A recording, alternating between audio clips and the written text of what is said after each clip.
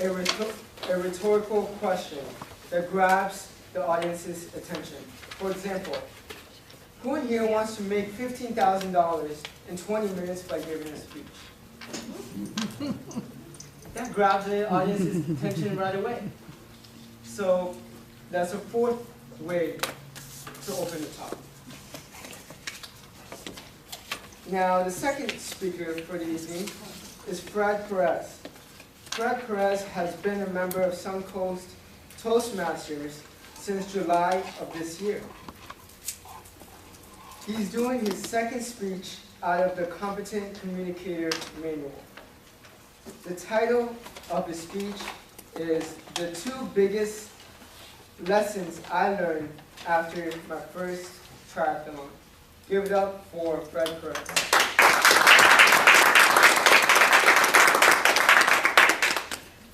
Mr. Toastmaster, fellow Toastmasters, welcome guests.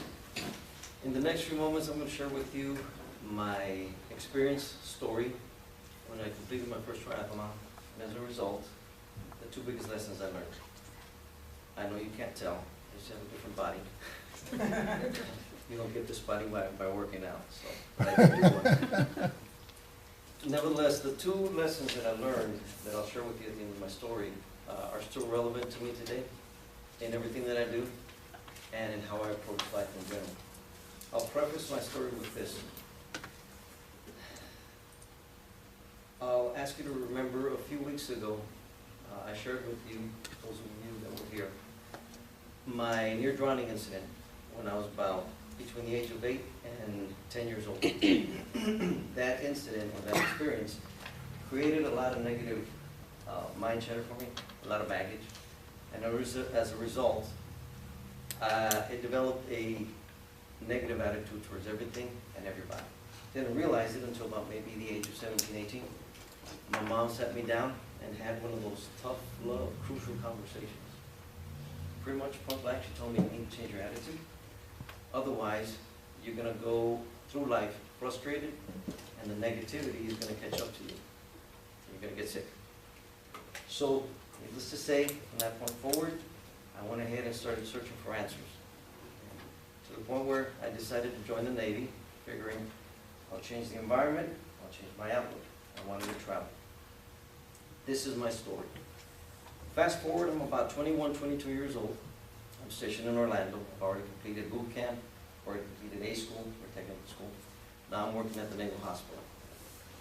My daily routine when I was there was with getting up in the mornings between 4 and 4:30 in the morning.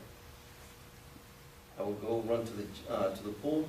I had asked the lifeguards to teach me all the different swimming strokes, and I would practice that for an hour.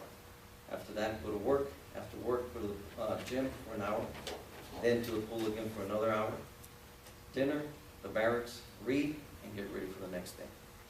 In addition to that, I used to run a lot of road races, 5Ks and 10Ks. So as a result of that kind of routine, I developed a high level of endurance. So one day I was looking through the newspaper, I saw the flyer, triathlon at SeaWorld. 1/3 mile swim, 12-mile cycle, 5K run. Now mind you, I was still a beginning swimmer, and I didn't have a bicycle. I had to borrow the bike. The bike was rusted, the gears didn't work right, and it was a 10-speed. It was not a triathlon bike. But I sent in my entry form and the fee. Event day comes, I show up with my rusted, borrowed bike. To give you a visual, it looked like somebody had stepped on an anthill. People were all over the place. Okay? You could tell the difference between the professionals, you could tell the difference between the amateurs, and there was me. As you can imagine, the mind chatter started going. What are you doing here? You need to go back to base. What if you drown? Don't embarrass yourself. Nobody will know, just pack up your stuff and go back. The other side was, you're already here. Just go for it, do it, you need this, push through it. Okay? So that conversation was interrupted by the announcement. All athletes report to wherever we were going for the swimming event. Everybody's in mass formation at the aquarium. The gun goes off. I'm towards the back for obvious reasons. I'm the last one out of the pool, out of the water. I run over to the bike staging area, I get on my running shoes, get on the bike, start pedaling. I see some people way at a distance, so I'm trying to pedal towards that direction. The bike starts changing gears on its own. So I'm stressing out, but still pedaling. I was so focused on trying to get the bike not to break down on me that I passed the turnaround point. Didn't realize it until half a mile after the turnaround point. So I actually did 13 miles instead of 12. Needless to say, I finished the race, everything was fine, everything went well. These are my lessons. In everything that we do, or will do, from the day that we're born to the day that we die and everything in between, there are processes.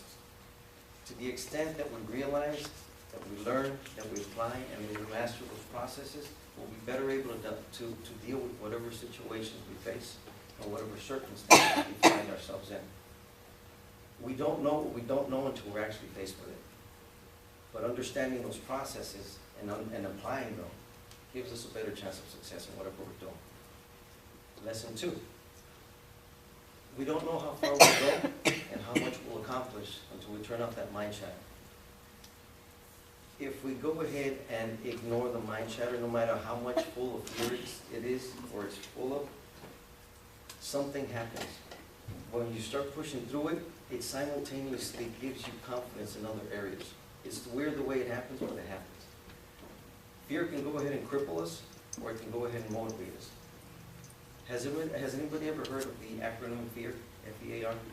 Yes. And what it stands for? Yes. False evidence appearing real. I was focusing so much, and I realized that day, on the should not, could not, as opposed to focusing on the I should, and I can, and I could. Does the choice belong to us? Yes. I made that choice that day to do something different. And that choice has had a ripple effect for me to this day, and it continues. Will the fear and the mind chatter come around? Absolutely. Simply because of the fact that we still have experiences that are new to us, circumstances that are new to us. However, the biggest difference is that I know how to manipulate the fear now for my benefit, for my advantage. This is my story. These are my lessons.